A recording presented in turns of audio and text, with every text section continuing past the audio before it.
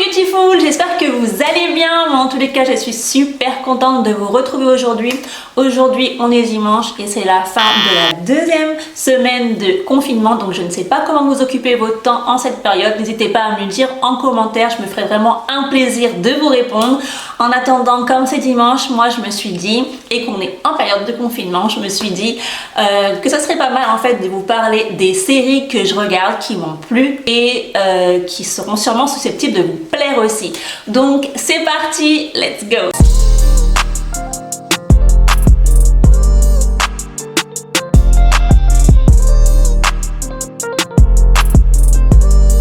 Que je parle des entrepreneurs noirs parce qu'on est là, on existe et que si on ne se soutient pas nous-mêmes, qui le fera? Donc on commence tout de suite avec une mini-série africaine de 6 épisodes. This ain't your kingdom. Welcome to Queendom. Your king fall, the queen come. Big panda queendom. Vous l'aurez compris, c'est donc Queen Sono. Cette série a été tournée en Afrique du Sud, en Tanzanie et au Kenya et au Nigeria. Donc Queen Sono, c'est une jeune trentenaire qui est vraiment très casse-cou. Elle adore se battre, mais c'est aussi la fille de Safiya Sono. Safiya Sono, c'est une militante célèbre qui s'est battue donc contre l'apartheid. Donc elle s'est battue pour redonner le pouvoir aux Noirs. C'est vraiment une patriote, vraiment une icône nationale. Elle a été assassinée par des extrémistes racistes blancs. On a trouvé son assassin, il est en prison. Elle lui a accordé la liberté. Comment être mis en liberté? Bah ouais, c'est comme ça. Mais est-ce que c'est vraiment lui qui a assassiné sa mère? Est-ce que c'est vraiment son assassin? Donc Queen Sono, ce n'est pas que la fille de Safiya Sono. You're a prostitute. What? C'est aussi une espionne de gouvernement qui change très facilement d'identité comme elle change de tenue. C'est un agent secret ultra entraîné. Je vous assure, j'aimerais tellement me battre comme elle. C'est hallucinant comment elle se bat super bien. Donc elle est là pour protéger les Africains depuis l'Afrique du Sud. Queen Sono, elle lutte contre le crime, mais pas seulement. Elle lutte également contre ses démons, contre ses cauchemars. Parce qu'il faut pas croire, hein, au-delà de son apparence, de son genre jugement foutiste, ah non c'est bon, arrêtez de me parler de ma mère, moi la mort de ma mère ça m'atteint pas et tout, c'est bon, elle est morte, affaire classée. Non, la mort de sa mère la tourmente toujours parce que tant qu'elle saura pas vraiment ce qui s'est réellement passé, elle pourra pas tourner la page. Sid, son chef d'opération là spécial, il n'est pas impliqué lui un peu dans la mort de sa mère? Non? Donc son meurtre reste une énigme et Queen Sono, malgré elle va être amenée à rouvrir l'enquête. Quant à son ex-collègue et ex-petite amie Shandu, on en parle ou pas?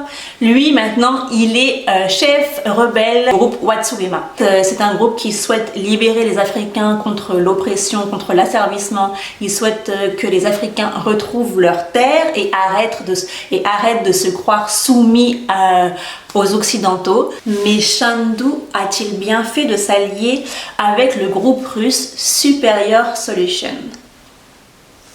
Parce que si vous remarquez dans la série, Ekaterina, donc Ekaterina c'est la PDG de Superior Solutions, elle est russe et elle lui dit comme ça, on va laisser Wet'suwet'en enflammer l'Afrique et puis Superior Solutions sera là pour éteindre la flamme.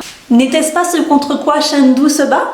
Lui et son groupe Wet'suwet'en qui veulent justement redonner le pouvoir aux Africains, leur liberté et leur redonner leur richesse et arrêter justement, stopper la soumission de l'Afrique face à l'Occident. Donc là, je ne comprends pas bien en fait cette alliance. Moi, j'ai adoré, j'ai bien aimé cette série parce que justement, le héros, c'est une femme, c'est une africaine. Elle est noire, elle est métisse et elle porte l'afro. Elle se bat super bien, franchement, elle n'a pas peur, elle est déterminée, elle s'en fout de l'autorité, elle fait ce qu'elle a dans sa tête et en général ça marche. Donc franchement j'ai adoré. Et puis elle est belle, franchement Pearl Tootsie, elle est magnifique et ça lui va très très bien ce rôle. Elle s'est vraiment bien imprégnée du personnage, elle joue très bien, l'intrigue, il y a du combat, tout ça, il y a des meurtres, il y a des gens, on se demande vraiment qui ils sont. Est-ce qu'ils sont gentils? Est-ce qu'ils sont méchants? Est-ce qu'ils ont à voir quelque chose dans le meurtre de la mère de Queen Sono? Est-ce qu'ils étaient avec elle? Qu'est-ce qu'ils ont fait? Est-ce qu'ils sont vraiment sérieux? Est-ce qu'on peut les croire? Est-ce qu'on peut leur faire confiance? Non, franchement, cette série, elle est trop bien. J'ai hâte que la saison 2 sorte. Si elle sort, j'espère qu'elle va sortir. Normalement, elle est prévue pour février 2021. Normalement. Et également dans cette série, en fait, on voit les problèmes que rencontre l'Afrique ou même l'Afrique du Sud, c'est-à-dire la corruption au sein des grandes institutions, la ségrégation et puis surtout donc le pillage des richesses de l'Afrique par les Occidentaux. Franchement, cette série, elle est à regarder, vous n'allez pas vous ennuyer, vous allez vous poser des questions, vous allez douter, ça c'est sûr, donc à regarder. Si vous l'avez regardée, comme je vous l'ai dit précédemment, n'hésitez pas à me le dire en commentaire. Si vous voulez la regarder, n'hésitez pas également à me le dire en commentaire. De toute façon, je me ferai vraiment un plaisir de vous répondre. En attendant, on se retrouve la semaine prochaine pour de nouvelles vidéos et je vous fais de gros bisous. N'hésitez pas à vous abonner, à liker et surtout à partager ma vidéo. Bye bye.